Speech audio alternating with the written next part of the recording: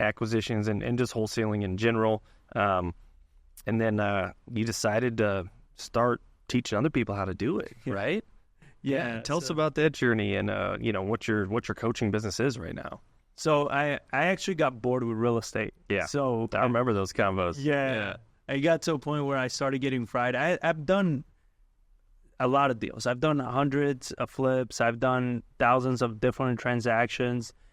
I've spoken to every kind of seller, seen every type of home. Like, I lost the attraction to real estate. I lost the passion for it. Yeah, a little burnt out. Probably. Yeah, very burnt out. I mean, like I said, it's been years of just grinding and struggling, and not knowing, are we going to make it this month, And we finally got to a place where it's like, all right, we're comfortable. And I realized that it's like, I just don't care. Yeah. Like, I lost interest. And at the time, I was with Mike Kitko, and he was like, "You're a coach." And I was like, "But I don't want to be one of these gurus." Yeah. I was pissed because I would look at these gurus that's just like pushing product. Yeah. Right? And I was like, I want to actually help people. I don't want to just push product. I want to get people to be successful. He's like, so be a coach. He's like, don't be one of them. And I was like, all right. So I just put out there, I was like, hey, I'm looking for some students that want to learn how to like build acquisitions. And man, the amount of people that started responding blew my mind. Yeah. And I started getting into it. I started enjoying it. And I was like, but I need a framework to teach them. Mm-hmm. And that's when the Pryme Wholesaling Method came out, because I started reverse engineering all the things that we did. And I started teaching it to a few students, refining it, teaching it to other ones, refining it. And now I got it locked down to a nice little, like, clean, nice 9-pillar system. Yeah. That's like, it's structured, follow these steps, and you'll make money. That's awesome. And it's been working great. It's been, more than anything, it's been fulfilling. Yeah. It's been something that John the other day comes, he's like, yo, we just made like 90 grand on this deal in like less than 30 days. I'm like, oh, cool. Yeah. A student calls me, hey, I just made 40. I'm like, awesome. Yeah. That's amazing. I'm so happy. It excites me more that they're succeeding than doing a deal yourself these days. I just don't care. Yeah. Very cool. So your main avatar for a student is probably in the beginner stages of their wholesaling journey, would you say? So actually, no, I don't really target wholesalers. I target more fix and flippers and buy and hold investors that need to generate their own deals. Okay, perfect. So the majority of people I come across, it's who I was, right? Yeah. I was a flipper. I was a buy and hold investor that, I didn't have margin in my deals. Mm-hmm. It was difficult to generate my own deals. And that's who we target. We target those people that they want to flip houses, they want to buy rentals, but they can't cash flow. Yeah. Right? Or they can't acquire too many. Or one of my newest students, he's like, yeah, I made money on my last one, but lost money on the last two. And I was like, that's not good. Yeah. Losing money is it's a very rough business, especially 2 out of 3. Exactly. Yeah. I was like, that's very rough, and losing money happens, but maybe 1 out of 20. Yeah. And the thing, what I see is like they have all this hopes and dreams, and then they start losing too much money, and then they're like, real estate sucks. And I'm like, it's not real estate. You were going about it the wrong way, right? So I do teach wholesalers as well. It's just that wholesalers, like they're like, how do I get to 10 deals a month? I'm like, that's the wrong question. Yeah. It's like, how much money do you want to make? It's like, I would love to make 20 grand. I was like, well, you don't need 10 deals a month to make 20 grand. Yeah, you need one deal. Yeah. So right now, the average is more or less like 40 to 60 grand a month is what they generate. Yeah. That's great. And that's like between 2, maybe 3 deals a month. So not necessarily wholesaling, but you're really coaching on, they're more beginners on the acquisitions and maybe the negotiation process. Yes. Yeah. So what are some of the, outside of the mindset that we already talked about, what are some of the obstacles or the main challenges you see that your students are having getting into the marketing or the acquisition and negotiating side? They want to do the fun stuff only, right? So it's like, I just want to get the contracts. And I was like, but do you know how to talk to a seller? No. Yeah. I want to do a flip, but do you know how to analyze a deal? No. And I'm like, the success happens in the boring work. Yeah. Because nobody wants to do it.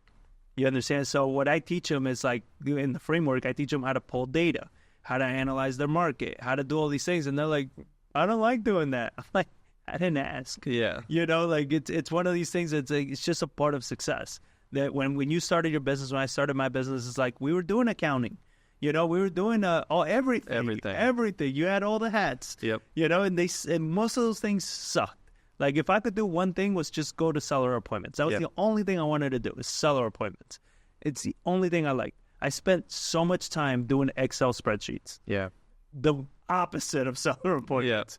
Yeah. You know, and it's like, but you got to do it. Yeah. And that's why whenever I vet somebody to be in the mastermind, I test like how dedicated they are, because then what I hate to hear is like, oh, this is not working. No, you're not working. Yeah. You're not willing to do the boring stuff. And I get it. It's boring, but it's going to be very fun after a year or two when it's like, you don't have to worry about where your deals come from. Yeah. Because you're always consistently generating deals, and they're consistently high margin deals. Mm-hmm. It's like, now you love your life, right? I have a student that he was at the event last night. He was saying, he's like, it's been the last 4 months. He's like, we've made revenue every single month. He's like, it's never been that way.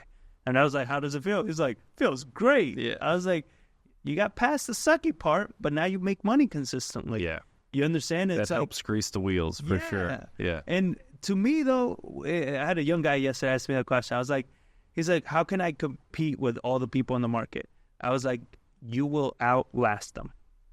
That's how you compete. Yeah. I was like, people don't stick around. Yeah. If you come to your networking event, you come every single month, you're going to see very few people that show up consistently. Yeah.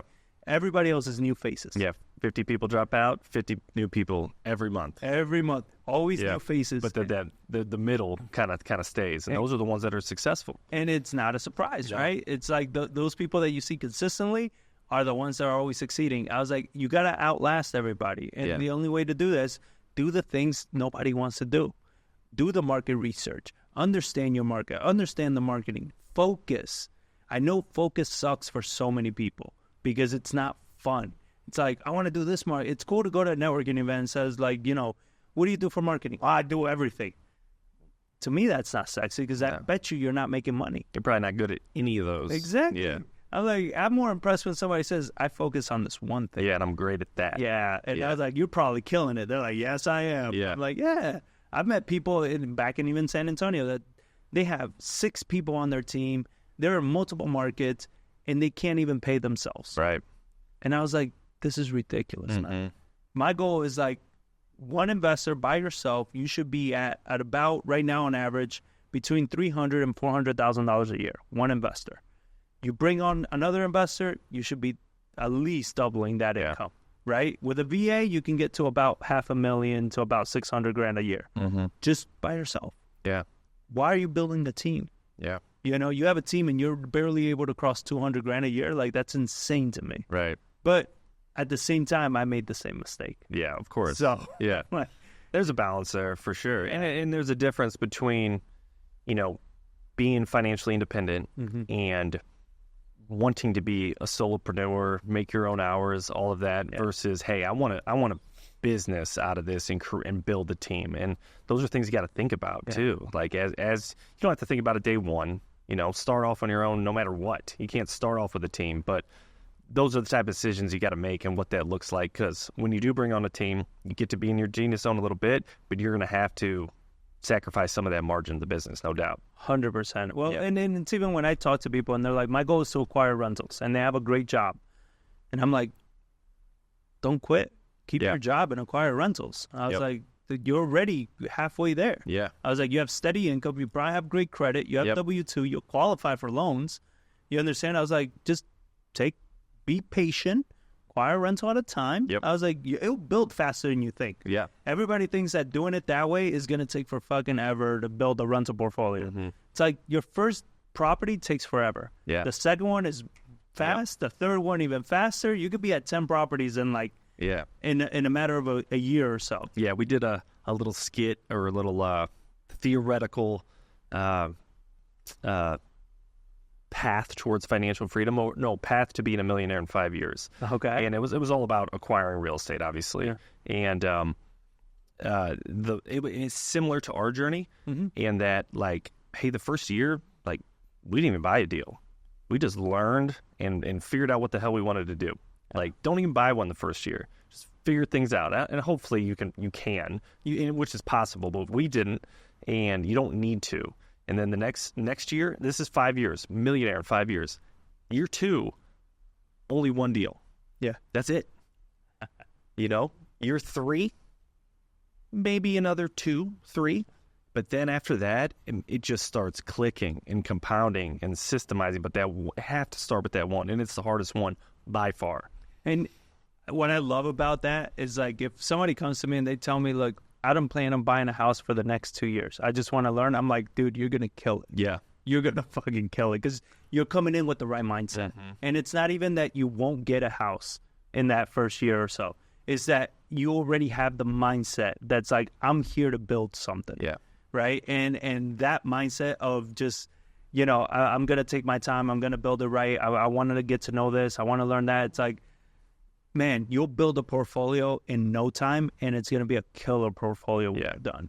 But it's that when you're saying that, I could imagine people listening and being like, oh, hell no, I want one right now. Exactly. And I'm like, and that's they think 5 years is too long, and you look back after 5 years, they're like, that went by in a flash. Exactly. The 5 years are going to go by either way. Yeah. Are you going to be a millionaire when that happens? Yep. That's the question, right? Yep. So it's like, if the 5 years are going to go by either way, and I can promise you in 5 years you're going to be a millionaire, would you do the work?